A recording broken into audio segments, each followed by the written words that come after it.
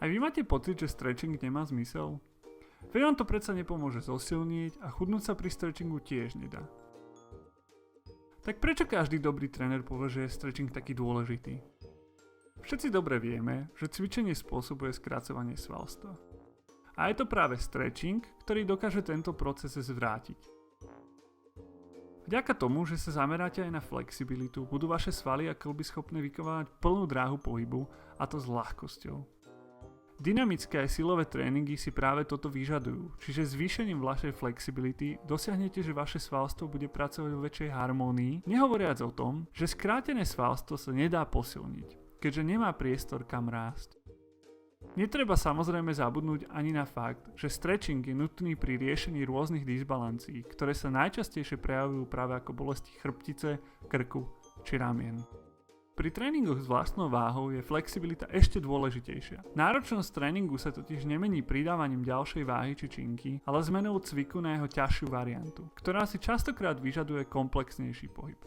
Najkrajším príkladom je zdvíhanie nôh na podložke. Cvik, ktorý je primárne určený na posilnenie brucha, v prípade skráteného hamstringu sa však skôr zapojí kvadriceps a brucho cítiť vôbec nemusíte. Čo sa predchádzaniu zranení týka, norská štúdia z Vedomostného centra pre zdravie a služby z roku 2010 síce hovorí, že stretching nepomáha predchádzať všetkým možným zraneniam, ktoré sa môžu pri športe stať, ale znižuje pravdepodobnosť vzniku niektorých konkrétnych poranení.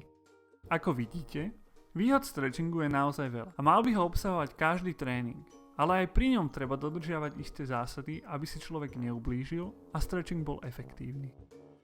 Svaly by mali byť pred stretchingom zahriaté, práve preto na začiatku tréningu nie je dobré robiť hraničné polohy.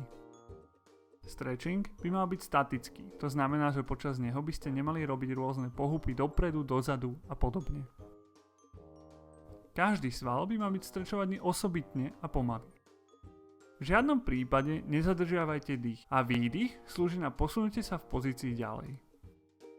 Je veľmi dôležité pamätať si, že stretching by nemal byť nepríjemný. Ak cítite akýkoľvek diskomfort, je lepšie daný sval naťahovať menej. Ako už bolo spomínané vyššie, úplný stretching by mal byť zaradený na koniec tréningu, keď sú svaly plne zahriaté a pripravené.